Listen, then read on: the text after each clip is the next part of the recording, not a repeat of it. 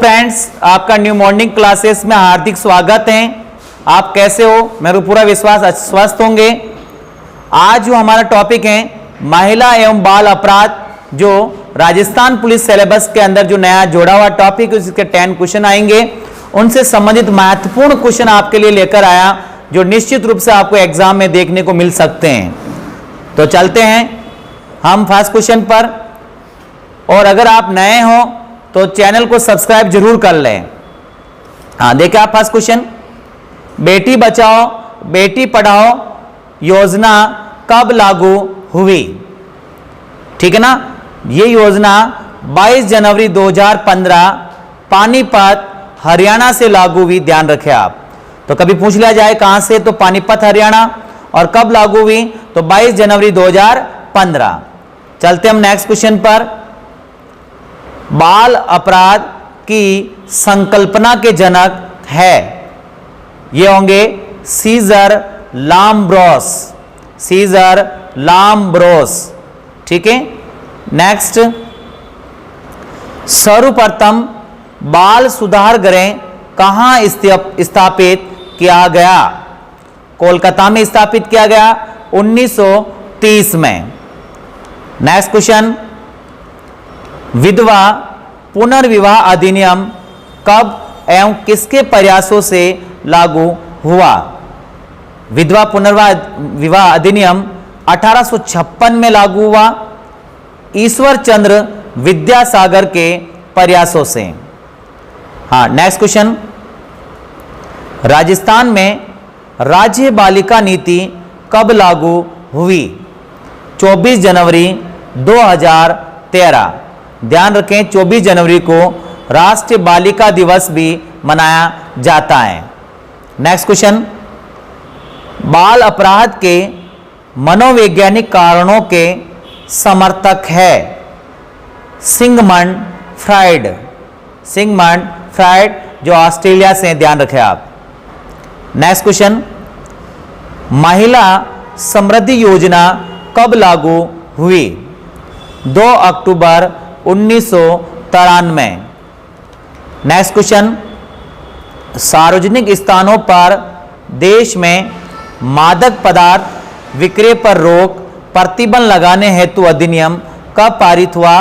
2 अक्टूबर 2008 को। हाँ, next question देखिए आप, घरेलू हिंसा संरक्षण अधिनियम 2005 कब लागू हुआ? ध्यान रखना, अगर क्वेश्चन आ जाता घरेलू संरक्षण अधिनियम कब बना तो 2005, लागू कब हो रहा तो इसकी डेट अलग होगी। ध्यान रखें आप, 26 अक्टूबर 2006। नेक्स्ट क्वेश्चन देखिए आप, शिक्षा का अधिकार 6 से 14 वर्ष के बच्चों को निःशुल्क कब लागू किया गया? 1 अप्रैल 2010। 86वां संविधान संशोधन जो अधिनियम था 2002 में पारित किया गया, और इसका जो उल्लेख है अनुच्छेद 21A में, मौलिक अधिकारों के अंदर। ध्यान रखें आप। हाँ, नेक्स्ट क्वेश्चन देखिए आप, गर्भपात के दौरान महिला की मृत्यु हो जाती है तो किस धारा के तहत कार्यवाही की जाती है? धारा 314। कुछ धाराएं और है गर्भपात से रिलेटिव, देखें आप। धारा 313 के तहत बिना सहमति के गर्भपात करवाना, यानी कि सहमति आवश्यक है महिला की। धारा 315 देखें, नव शिशु को जन्म लेने से रोकना। धारा 317 देखें, 12 वर्ष से कम उम्र के बच्चे को घर से निष्कासित करना। अगर छोटा बच्चा उसे घर से निष्कासित कर देते हैं तो धारा 317 के तहत सजा का प्रावधान है। ठीक है, तो ये कुछ फैक्ट जो आपको बताया, हम आपको ध्यान रखना है। नेक्स्ट क्वेश्चन देखिए आप, पॉक्सो एक्ट के अनुसार किसी बालक ने अपराध किया है तो उस पर मामला कौन से न्यायालय में चलाया जाएगा? इसमें आंसर होगा किशोर न्यायालय। नेक्स्ट क्वेश्चन देखिए आप, निर्भया अधिनियम कब लागू किया गया? 2013। देखो आप, यह अधिनियम निर्भया कांड दिल्ली 2012 के बाद बनाया गया, इसे निर्भया एक्ट कहा जाता है। दिल्ली के अंदर जो निर्भया के साथ सामूहिक बलात्कार हुआ था, बड़ी घटना थी दिल दहलाने वाली, उस घटना के बाद ये निर्भया अधिनियम लागू हुआ था। और देखिए आप, ये लोकसभा में जो पारित हुआ 19 मार्च 2013 और राज्यसभा से पारित हुआ ये एक्ट 21 मार्च 2013 और राष्ट्रपति के जो हस्ताक्षर हुए वो 2 अप्रैल 2013। ठीक है। और निर्भया एक्ट कानून संशोधन अधिनियम 3 अप्रैल 2013 को संपूर्ण भारत में लागू हो गया। तो डेट भी आप क्लियर कर लें, कब लागू हो रहा है, 3 अप्रैल 2013 को, और ये जल्दी ही लोकसभा और राज्यसभा से पारित हो गया। विपक्ष भी पूरा इसका समर्थन दिया था, ध्यान रखें आप। हाँ, नेक्स्ट क्वेश्चन देखिए आप, बाल विवाह मुक्त राजस्थान साझा अभियान की शुरुआत कहां से की गई? आंसर होगा इसमें जयपुर। देखिए आप इसको, इस अभियान की शुरुआत 18 जुलाई 2016 से की गई थी। महिला अधिकारिता निदेशालय तथा महिला व बाल विकास की ओर से यूनिसेफ व यूनेपा के सहयोग से जयपुर से इसकी शुरुआत की गई। तो ये भी हमें ध्यान रखना कि किसका सहयोग रहा और कहां से और कब इसकी शुरुआत हुई थी, बाल विवाह मुक्त राजस्थान साझा अभियान। हाँ, नेक्स्ट क्वेश्चन देखिए आप, सती रोकथाम अधिनियम कब पारित किया गया? 1987। राजा राम मोहन राय के प्रयासों से 1829 में लॉर्ड विलियम बेंटिंग ने सती प्रथा पर रोक लगाई थी और राजस्थान में सर्वप्रथम बूंदी रियासत 1822 में इस प्रथा पर रोक लगाई और 1987 में सीकर जिले के देवराला गांव में रूप कंवर जो सती हुई, उसके बाद ये अधिनियम बना था। और राजस्थान की अगर अंतिम सती महिला पूछी जाए तो क्या आंसर होगा? रूप कंवर, 1987, गांव देवराला, डिस्ट्रिक्ट सीकर। हाँ, नेक्स्ट देखिए आप क्वेश्चन। वैसे ध्यान रखें आप, सती प्रथा अधिनियम हमारे YouTube चैनल पर आप पूरा देख सकते हैं। हर अधिनियम आपको न्यू मॉर्निंग क्लासेस के YouTube चैनल पर मिल जाएंगे, विस्तार से आप देख सकते हैं। लेकिन फिर भी मैं आपके लिए सिलेक्टेड क्वेश्चन लेकर आया कि एग्जाम बिल्कुल नजदीक है, इसका आप फायदा उठा सकते हैं। हाँ, नेक्स्ट देखिए आप, protection of rights of marriage act कब लागू किया गया? ये मोस्ट IMP ध्यान रखें आप, आ सकता है इसका क्वेश्चन, ध्यान रखें आप। 1 अगस्त 2019 संपूर्ण भारत के अंदर ये जो एक्ट लोकसभा से पारित हुआ 25 जुलाई 2019, राज्यसभा से पारित हुआ 30 जुलाई 2019 और राष्ट्रपति के जो हस्ताक्षर हुए हैं 31 जुलाई 2019। देखो आप, बिल्कुल फटाफट ये लोकसभा राज्यसभा से पारित हो रखा है और संपूर्ण भारत में जो लागू हो रहा है ये 1 अगस्त 2019 और इस एक्ट को द मुस्लिम विमेन बिल के नाम से भी जाना जाता है। 3 तलाक से संबंधित ध्यान रखें आप। हाँ, नेक्स्ट क्वेश्चन देखिए आप, IPC की किस धारा के तहत महिला का स्त्री धन वापिस मांगा जाता है? धारा 406। अब देखो आपको स्त्री धन में कंफ्यूजन होगा। स्त्री धन में क्या होता है? नॉर्मली लैंग्वेज में आप देखें आप, डाइजा जो दिया जाता है, शादी होती है, उसी को कहा जाता है स्त्री धन, क्योंकि महिला उस स्त्री धन को वापस भी मांग सकती हैं और वो फैमिली कभी मना नहीं कर सकती हैं। अगर करती है तो उसे सजा का प्रावधान है धारा 406 के तहत। हाँ, नेक्स्ट क्वेश्चन देखिए आप, राज्य महिला आयोग के सदस्यों की नियुक्ति कौन करता है? राज्य एवं बाल विकास मंत्री। ठीक है, राज्य एवं बाल विकास मंत्री। बताओ भाई, राजस्थान के राज्य महिला बाल विकास मंत्री कौन है? ममता भूपेश। और केंद्र के अंदर राष्ट्रीय महिला बाल विकास मंत्री कौन है? स्मृति ईरानी, है ना। अब देखिए आप, इसमें कुछ फैक्ट बता रहा हूं आपको मैं। राजस्थान महिला आयोग एक असंवैधानिक संस्था है। हर बात समय इसका संविधान में उल्लेख नहीं है। इसका गठन क्या होता है, बाद में होता है 15 मई 1999 को।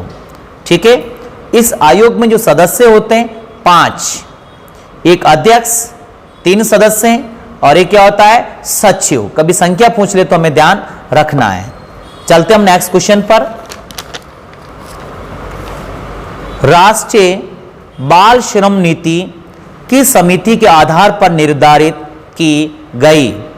उस समिति का नाम है गुरुपद स्वामी समिति। सन 1979 में गठित गुरुपद स्वामी समिति के आधार पर भारत सरकार द्वारा अगस्त 1987 में एक राष्ट्रीय बाल श्रम नीति का निर्धारण किया गया। ठीक है, और अगला पॉइंट इसमें देखें, मोस्ट आईएमपी है। 12 जून को यूनिसेफ विश्व बाल श्रम विरोध या निषेध घोषित किया गया। तो क्वेश्चन आता है, बाल श्रम निषेध दिवस कब मनाया जाता है? तो आंसर क्या होगा, 12 जून। इसे घोषित किसने किया? यूनिसेफ ने। ठीक है ना, ये हमें ध्यान रखना है। बाकी बाल श्रम का अगर भारतीय संविधान में उल्लेख देखें हम, तो अनुच्छेद 24 के अंदर मौलिक अधिकार के अंदर अगर 14 साल से छोटी आयु का बच्चा अगर कल कारखानों या जोखिम भरे कार्य करता है तो स्पष्टतः उसको रोकने का प्रावधान किया गया है। चलते हम नेक्स्ट क्वेश्चन पर। महिलाओं का कार्यस्थल पर लैंगिक उत्पीड़न अधिनियम 2013 में सुलह के प्रावधान किस धारा के अंतर्गत दिए गए? देखो आप, आईपीसी की धाराएं अलग होती हैं और किसी अधिनियम विशेष की धाराएं अलग होती है। कार्यस्थल पर महिलाओं के साथ लैंगिक उत्पीड़न प्रतिषेध निवारण जो अधिनियम है वो जो 2013 में लागू हुआ था, उसमें 30 धाराएं हैं, 8 अध्याय हैं और 14 नियम है। तो उसमें ये क्वेश्चन पूछ रहा है कि कौन सी इस अधिनियम की धारा जो कहती है सुलह का प्रावधान। तो इसमें जो धारा नंबर 10 सुलह का प्रावधान करती है। ठीक है, और धारा नंबर 9 परिवाद को पेश करती है। धारा 9 के तहत क्या होता है, महिला घटना की तारीख से 3 माह के भीतर शिकायत लिखित रूप में आंतरिक परिवार समिति या स्थानीय समिति को दर्ज करवा सकती है। हाँ, एक चीज ध्यान रखना है, अगर 3 महीने में वो महिला ये रिपोर्ट दर्ज ना करा सकती है, अगर वो रिपोर्ट कुछ समय बाद लेकर जाती हैं तो समिति का अध्यक्ष को ठोस कोई रीजन बताती, कारण बताती है कि इस कारण में नहीं दे पाई, तो समयावधि 3 महीने से बढ़ाई जा सकती, 3 महीने और आगे।